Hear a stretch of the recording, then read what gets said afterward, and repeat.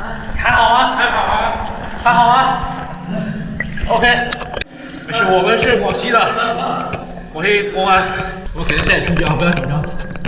几天前，一则新闻引起了大家的热议。湖南湘西一名男子误入了一个水下洞穴，在氧气即将耗尽前，他幸运地找到了一个气穴，并在里面待了5天，最后又成功获救，而且出来时还活蹦乱跳的，甚至还找人要了根烟抽，听起来有点不可思议。网友们也纷纷对他的经历非常好奇，所以我就去了解了一下，然后决定稍微聊聊他大半夜的跑那儿干啥去了，他为何能在洞内成功5天，他又究竟是被怎么救出来的等等。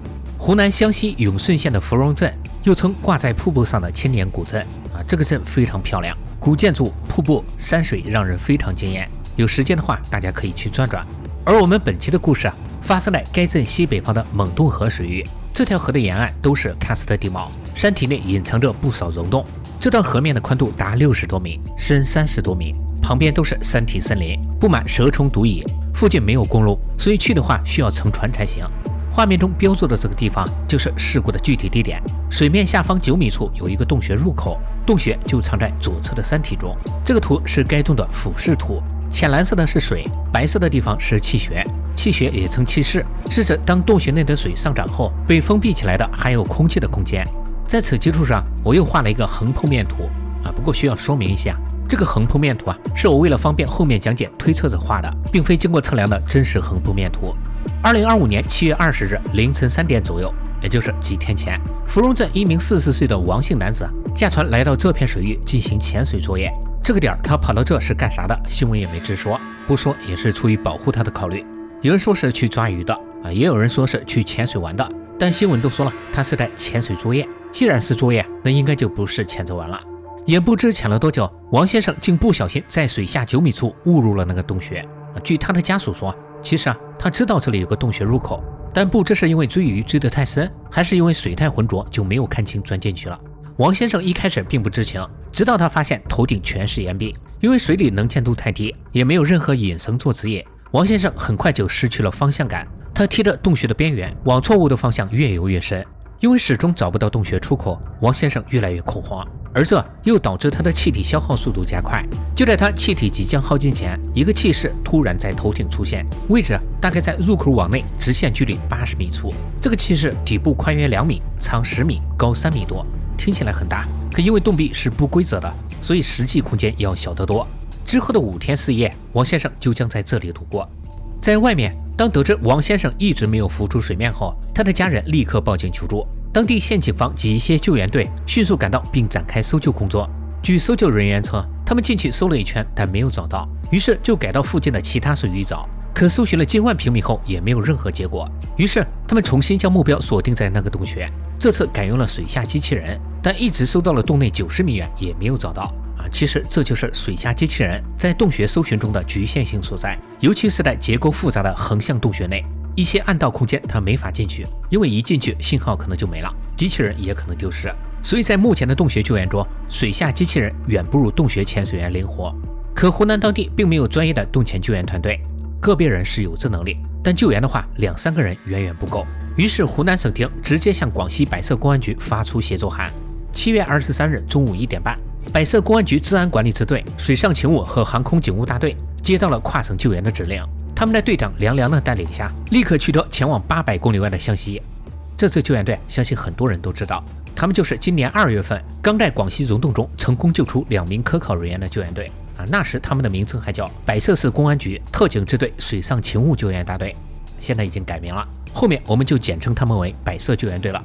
图中标出来的就是参与湘西这次救援的11人。其实那天上午，他们刚经过一次极为耗费体能的训练，但接到命令后，他们还是毫不犹豫地出发了。此时距离王先生被困已有3天，他依旧蜷缩在那个狭小、阴暗、潮湿、漆黑的气室内。对于有幽闭恐惧症的人来说，这里绝对是一个让人万分恐惧的地方。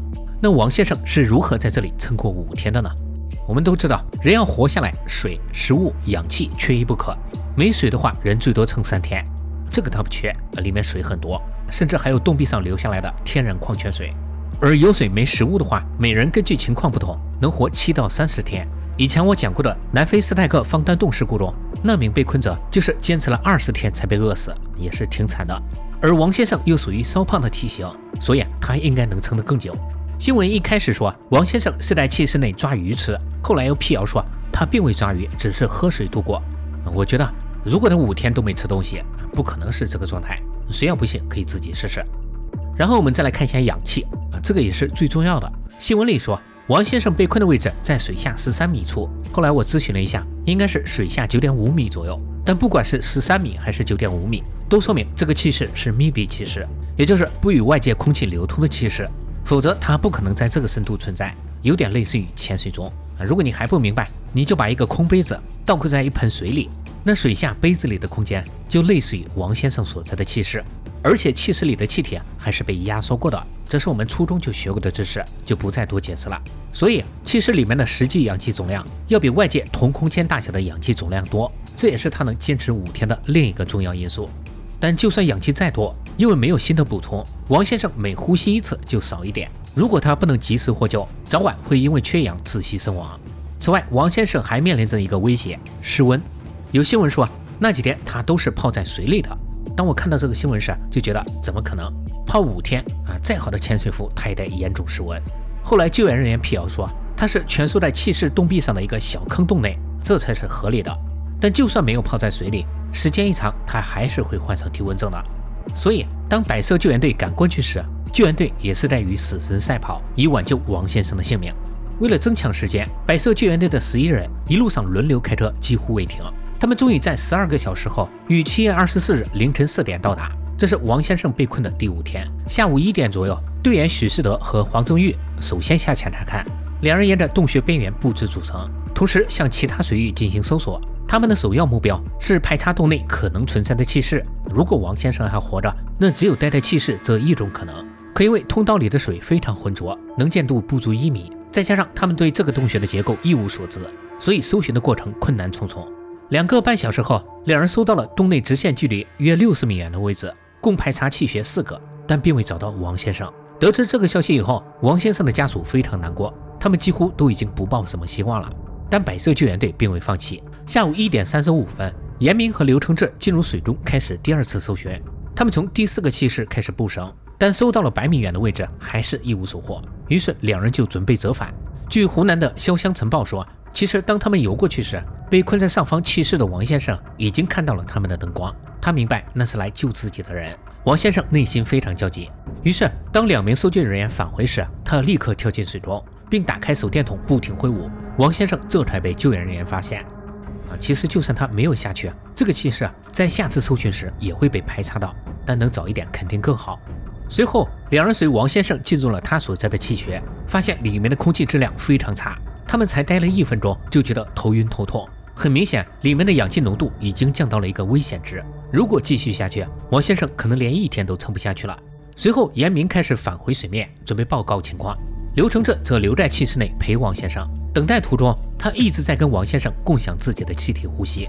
在外面得知王先生还活着的消息后，大家非常兴奋。之后严明又马不停蹄地带了一罐50%浓度的氧气瓶返回气室，而梁梁等人则开始商量下一步的营救方案。